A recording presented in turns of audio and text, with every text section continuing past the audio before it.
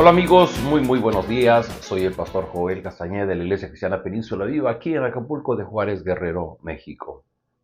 Llegamos en la lectura del Evangelio de Juan, llegamos al ombligo de toda la Biblia.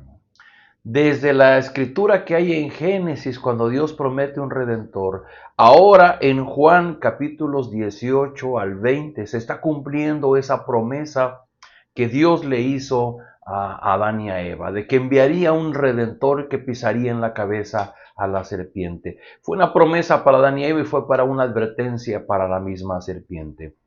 Y estamos leyendo ahora en Juan 18 el arresto de Jesús. Vea usted qué lectura tan interesante. Cuando Jesús terminó de orar, salió con sus discípulos y cruzó el arroyo de Cedrón. Al otro lado había un huerto en el que entró con sus discípulos. También Judas, el que lo traicionaba, conocía aquel lugar porque muchas veces Jesús se había reunido allí con sus discípulos. Así que Judas llegó al huerto a la cabeza de un destacamento de soldados y guardias de los jefes, de los sacerdotes y de los fariseos. Llevaban antorchas, lámparas y armas. Jesús, que sabía todo lo que iba a suceder, le salió al encuentro. ¿A quién buscan?, le preguntó. A Jesús de Nazaret, contestaron. Yo soy. Judas el traidor estaba con ellos. Cuando Jesús les dijo, yo soy, dieron un paso atrás y se desplomaron. ¿A quién buscan?, volvió a preguntarles Jesús. A Jesús de Nazaret, repitieron. Ya les dije que yo soy. Si es a mí a quien buscan, dejen que estos se vayan. Esto sucedió para que se cumpliera lo que había dicho: de los que me diste ninguno se perdió. Simón Pedro, que tenía una espada, la desenfundó e hirió al siervo del sumo sacerdote, cortándole la oreja derecha. El siervo se llamaba Malco. Vuelve a esa espada a su funda, le ordenó Jesús a Pedro. ¿Acaso no he de beber el trago amargo que el Padre me da a beber? Entonces los soldados, con su comandante y los guardias de los judíos, arrestaron a Jesús. Lo ataron y lo llevaron primeramente a Anás, que era suegro de Caifás, el sumo sacerdote de aquel año. Caifás era el que había aconsejado a los judíos que era preferible que muriera un solo hombre por el pueblo. Tenemos un pasaje que es simplemente la narrativa del momento en el que Jesús es apresado para ser llevado rumbo a la cruz. Se está cumpliendo el aviso que Jesús por 3 veces le había dicho a sus discípulos: es necesario que suba a Jerusalén y que sea apresado y que sea crucificado y que sea muerto. Era esto el cumplimiento de la profecía. Se dice que todo el Antiguo Testamento habla de Cristo. Los sacrificios que los hebreos y los judíos ofrecieron por miles de años eran simplemente una figura del sacrificio mismo del Señor Jesucristo. Así es que, por eso le dije hace un momento, estamos llegando al ombligo de la Biblia, al centro de la Biblia, porque todo el Antiguo Testamento habla de que vendría un Redentor, que vendría el Mesías. Y ahora Jesús, en pleno entendimiento de esto, obra con valentía. Vea usted el hecho de que Jesús, dice el pasaje, sabía que esto iba a suceder. Dice versículo 4, Jesús sabía todo lo que iba a suceder y le salió al encuentro. Jesús no se estaba escondiendo de Judas. Jesús estaba esperando que Judas llegara con este regimiento de soldados y de guardias, de los jefes de los sacerdotes y de los fariseos, y Jesús les sale al encuentro. Esto habla del carácter del Señor Jesús, un hombre obediente al Padre, un hombre valiente ante su propio destino. El Señor Jesús sabía, desde que inició su ministerio, sabía que Él caminaba rumbo a la cruz, y ahora está llegando justo el momento en el que es apresado. Pero vean cómo los guardias y los que venían a apresarlo se llevaron la sorpresa. Pensaron que tendrían que someter a Jesús por la fuerza, seguramente caerle 5 hombres sobre él para amarrarlo y llevarlo a la fuerza. Y simplemente ese aplomo, esa valentía que el Señor Jesús muestra, poniéndose al frente, saliendo a preguntar a quién buscan. Aquí estoy, soy yo a quien buscan. Y esto hizo que los soldados, dice, se hicieron para atrás, inclusive algunos se cayeron. Y Jesús vuelve a decir, ya les dije que yo soy. Y dice, si es así, dejen que estos se vayan, hablando de sus discípulos.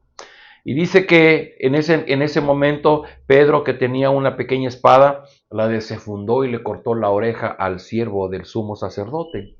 Y vea usted, quisiera reflexionar en esas palabras del Señor Jesucristo. Le dice a Pedro, vuelve esa espada a su funda. ¿Acaso no he de beber el trago amargo que el Padre me da a beber?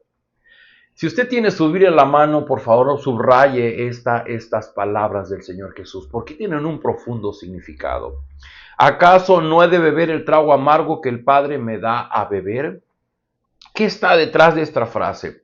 Número uno, está atrás de esa frase el cumplimiento de una promesa que Dios le dio a Adán y a Eva de que vendría como redentor.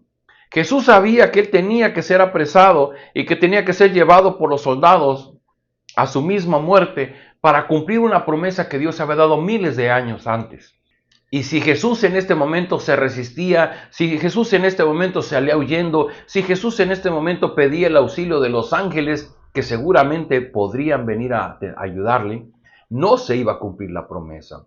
Pero por otra parte está hablando de la obediencia al Padre, que sabía que esto que él estaba haciendo era parte de un plan, del plan de Dios el Padre, y él había ofrecido venir en obediencia a cumplirlo. Dice Pablo allá en Filipenses, que siendo igual a Dios, no le importó ser igual a Dios y se hizo hombre y fue obediente y se humilló hasta ir a la muerte y la muerte en la cruz. Yo le invito a que pueda ver usted en este pasaje todo el trasfondo que hay, lo que había en la mente de Jesús, lo que había en sus emociones, lo que había en sus convicciones. Jesús está total y completamente a sabiendas de que eso es parte del plan del Padre. Y Él está siendo congruente con ese plan que el Padre está cumpliendo en Él. ¿De dónde tomo la reflexión para nosotros el día de hoy? Miren, normalmente nosotros venimos a Dios para evitar que nos pasen cosas malas. Y nos las pasamos pidiendo que Dios allane nuestro camino y nos limpie el camino para que toda nuestra vida sea cómodo, sea seguro y sea conforme a nuestras expectativas. Pero qué diferente es cuando tomamos el camino del Evangelio, cuando venimos por un llamado de Jesucristo para ser su discípulo. Y Jesús dice, el que quiera ser mi discípulo tiene que amarme más a mí. Porque Jesús nos está invitando a ser parte de ese plan que Él está cumpliendo. Si usted quiere ser un discípulo de Jesucristo, tiene que sumarse a la tarea que Cristo está realizando como Redentor. Y si Cristo fue el Señor y Maestro y lavó los pies a sus discípulos, somos llamados a que nosotros hagamos lo mismo. Y que si Jesús fue la semilla que tuvo que morir para generar vida, también nosotros seremos esa semilla que somos llamados a morir para dar vida. El camino del cristiano es el camino del Señor Jesús. Y si el Señor Jesús tuvo la valentía, tuvo el arrojo de decir, ¿acaso no he de beber el trago amargo que el Padre me da a beber? Sí, en nuestro camino hay tragos amargos que vamos a beber. Pero ese trago amargo tiene que ver con que muchas situaciones no sean respecto como nosotros las soñamos o deseamos, o tiene que ver con la pérdida de nuestra seguridad, de nuestra comodidad. Tiene que ver con dejar de lado nuestros sueños, nuestras aspiraciones, por dar paso al plan de Dios. Esto es algo muy profundo. El que se dice que es discípulo de Jesucristo y no logra unirse a la misma visión de lo que Cristo está haciendo, simplemente no es discípulo, es un admirador, es tal vez alguien convenenciero, alguien interesado en buscar que ese Jesús que hacía milagros los haga en su vida, pero no está siguiendo los pasos de Jesús. ¿Qué es lo importante cuando leemos estos pasajes? Que podamos de alguna manera ponernos en las sandalias de Jesús, caminar con Él y tratar de mirar en la misma dirección. Solamente así también nosotros tendremos el arrojo, la valentía de poder aceptar que en algunos momentos de nuestra vida vamos a beber esos tragos amargos que el Padre nos da a beber. Porque esos tragos amargos son parte de un plan, son parte del cumplimiento de algo mucho más grande que nuestra propia comodidad o seguridad. Tenemos que orar. Tenemos que pedir al Padre que nos ayude a entender todo esto que Jesús vivió y cómo esto se hace real en nuestra vida. Oremos. Padre, Gracias por darnos una Biblia y por permitirnos leer esos pasajes que nos acercan un poco a comprender la experiencia del Señor Jesús rumbo al camino de la cruz. Pero ayúdanos a comprender si Él es el Señor y Maestro y Él vivió para servirnos, si Él es el Señor y Maestro y Él en amor dio su vida por sus amigos, si Él es el Señor y Maestro y Él fue la semilla que tuvo que morir para dar vida.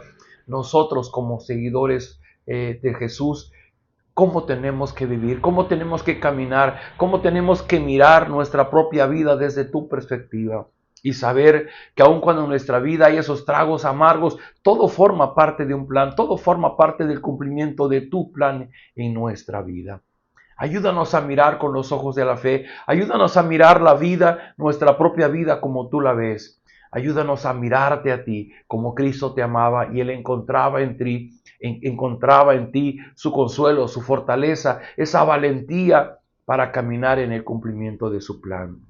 Te rogamos de tu gracia en esta hermosa mañana, en el nombre de Jesús. Amén. Queridos amigos, caminemos valientes, porque Cristo caminó valiente frente a su destino. Nos vemos el día de mañana.